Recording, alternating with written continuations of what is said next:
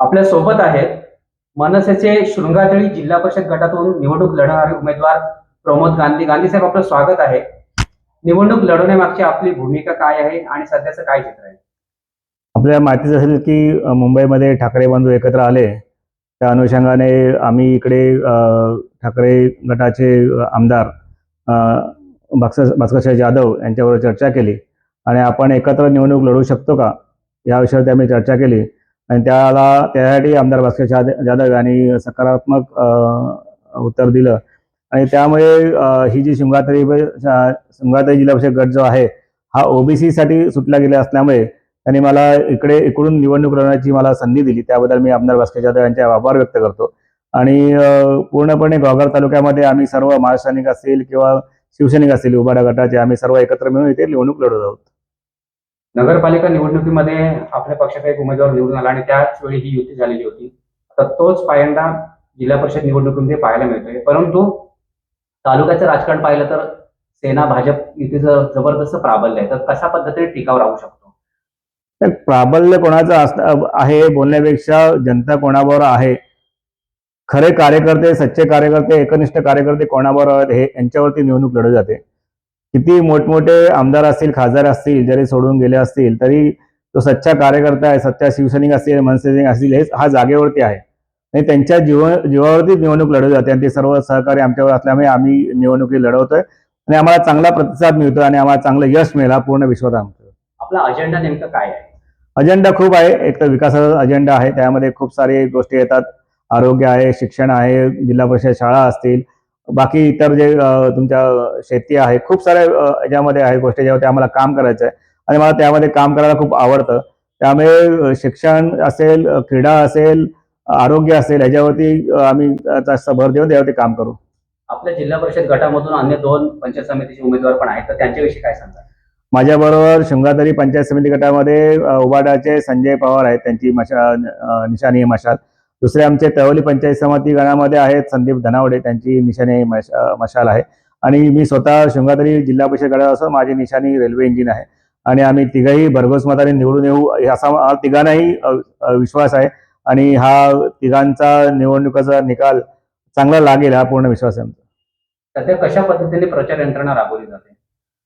आम्ही सर्व जी आमची ताकद आहे ते आमची सर्व महासैनिक असतील, शिवसैनिक असतील, आमची ताकद आहे आणि त्या ताकदीच्या जोरावरती आम्ही गावागावात पोहोचतोय, वाडीवाडीत पोहोचतोय आणि आमचे विचार आहेत आमदार भास्कर जाधव यांनी केलेले विकास कामं आहेत. ती विकास कामं आम्ही लोकांना समजवतोय आणि ते लोकांना सांगायची पण गरज नाही, लोकांना कळतंय आमदार भास्कर जाधवने काय काम केले. त्यामुळे आम्हाला इथे चांगला प्रतिसाद मिळतोय आणि आम्ही तिघही लोकलचे लोक आहोत. संदीप धनावडे पण एक शेतकऱ्याचा मुलगा आहे, तो चांगला सक्रिय आहे. संजय पवार आहेत, इकडचे सरपंच होते आणि मी स्वतः गेले 4-5 वर्ष इथे सक्रिय असल्यामुळे आणि वेगवेगळ्या गावामध्ये वेगवेगळ्या प्रकारचे कामं स्वतःच्या वैयक्तिक जोरावर केलेली आहेत आणि काही कुठल्याही पार्श्वभूमी नसताना, कुठलं पद नसताना अशा प्रकारे कामं केल्यानंतर लोकांचा एक विश्वास निर्माण झालाय की अशा माणसाला आपण जर जिल्हा परिषद पाठवलं तर एक चांगल्या प्रकारे आपलं काम होईल, आपला विकास होईल, हा लोकांचा विश्वास आहे असं नाही आम्हाला दिसतंय. लोकांकडे आम्ही जातोय, लोक जे आमचे संवाद साधले तो आम्हाला दिसतो आणि त्यामुळे आमचा विजय आम्हाला सुकर दिसतोय. आपण विधानसभेची निवडणूक लढवली होती, तर आता पुन्हा आपण जिल्हा परिषदेच्या निवडणुकीमध्ये उतरलेला आहात, तर आपल्या जागी दुसऱ्या उमेदवाराला संधी देणं कितपत योग्य ठरलं असतं? नक्कीच. जेव्हा विधानसभेची निवडणूक लढवली तेव्हा वरतून मला आमच्या पक्षासाठी आदेश आला आणि निवडणूक लढवली होती आणि ही जिल्हा परिषद जो गट आहे हा ओबीसी साठी सुटला होता आणि आमदार भास्कर जाधव यांनी आमच्यासाठी सीट सोडल्यानंतर आम्ही आमचे जे कार्यकर्ते यांचे संवाद साधला आणि कोण इच्छुक आहे, कोण लढवू शकतो का, आम्ही त्या सर्वांना विचारलं, सर्वांना संधी द्यायचा आम्ही प्रयत्न केला, पण कोण इच्छुक त्यातून दिसला नाही. सर्वांनी सांगितले नाही साहेब तुम्हाला निवडणूक लढवायची आहे. त्या मी इथे निवडणूक लढवतोय आणि पहिल्या प्रथम मी आमच्या सर्व सहकार्यांना विचारलं होतं कोण तयार असेल तर मी त्यांच्या 100% पाठीशी असेल मी त्या सांगितलं होतं. आता सेना भाजपच्या उमेदवारांच्या प्रचारासाठी दस्तक खुद्द मुख्यमंत्री चिपळूणमध्ये येत आहेत. एखादा मोठा नेता आला की थोडं परिवर्तन घडत असतं, उमेदवारांना पाठबळ मिळतं. तर त्या पार्श्वभूमीवर आपल्या पक्षातर्फे किंवा आपल्या दोघांच्या युतीतर्फे अशा मोठमोठ्या काही सभा होण्याची शक्यता आहे का? मला वाटतं इथे आमदार भास्कर जाधव आहेत हे सर्वांसाठी काफी आहेत. खरं तर ह्या निवडणुका आहेत, पंचायत समिती असेल, जिल्हा परिषद असेल, नगरपंचायत असेल, नगर परिषद असेल, ह्या छोट्या छोट्या कार्यकर्त्या निवडणूक असतात. छोट्या छोट्या कार्यकर्त्या निवडणूक ह्या त्याप्रमाणे लढवल्या गेल्या पाहिजेत, पण ह्या छोट्या छोट्या कार्यकर्त्यांच्या निवडणूक पण आजकाल मुश्किल करून टाकले हा धनशक्तीवाल्याने. म्हणजे तुम्ही बघत असाल नगर परिषदेला पण कशा प्रकारे यंत्रणा वापरली गेली, कशा प्रकारे धनशक्ती वापरली गेली. त्यामुळे कुठला साधा कार्यकर्ता उद्या निवडणूक लढवायच्या त्या डोक्यात विचार पण येणार नाही, अशा प्रकारची तिथे एक खेळी केली प्रकार घडले होते. त्यामुळे पुढे जाऊन एक कठीण परिस्थिती होणार की छोट्या कार्यकर्ता निवडणूक लढवायची हा मोठा प्रश्नचिन्ह निर्माण होते. साहेब, आपलं जरी आपण मुंबईला असलात तरी तुमचं लक्ष गुहागरकडे असतं. आपल्या सामाजिक कामाचं आपले नेहमी इथे उपक्रम राबवले जातात. तर त्याचा आपल्या या निवडणुकीमध्ये आपल्याला कितपत फायदा होईल किंवा कसं पाहता येईल? नक्कीच मी जरी आता मुंबईला असेल तरी माझं पूर्ण बालपण गावामध्ये गेलं, माझं शिक्षण गावामध्ये झालंय. मी माझे आई वडील पूर्ण गावात राहायचो आणि इतक्या वर्ष मुंबईला राहिल्यानंतर एक गावची एक ओढ आहे, गावची आवड आहे. त्या अनुषंगाने मी गाव निवडलं. माझे सर्व नेते मला मुंबईमध्ये काम करण्याचं, सक्रिय होण्याचं मला सांगितलं होतं. पण एक गावची आवड, गावची ओढ, आपल्या लोकांची समाजसेवा करायचं ह्या अनुषंगाने मी हे गाव निवडलं. आता मुंबई मला सोपी गेली असती, मला मुंबईमध्येच काम करायला सांगत होते. म्हटलं नाही, मला मुंबईमध्ये काम नाही करायचं, मला गावालाच काम करायचंय.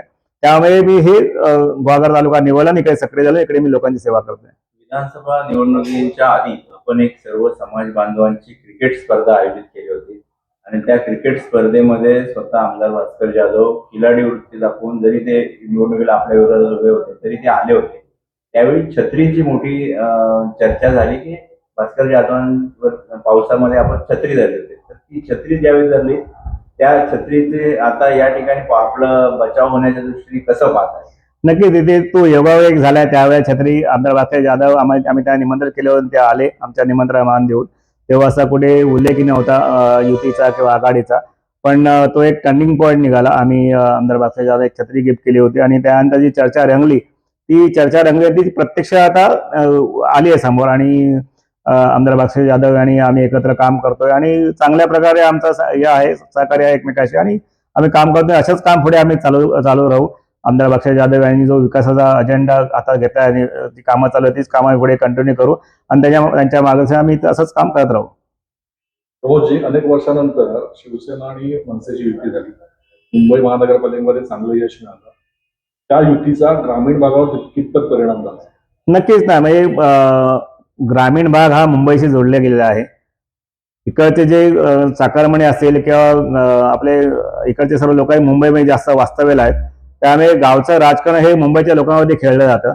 त्यामुळे तो जो इम्पॅक्ट आहे ठाकरे बंधूंचा जो मुंबईवर पडलाय तोच इम्पॅक्ट गावाला, कोकणात पण पडेल याची 100% गॅरंटी, 100% विश्वास आहे मला. एक मतदारांना आपण आवाहन काय करा?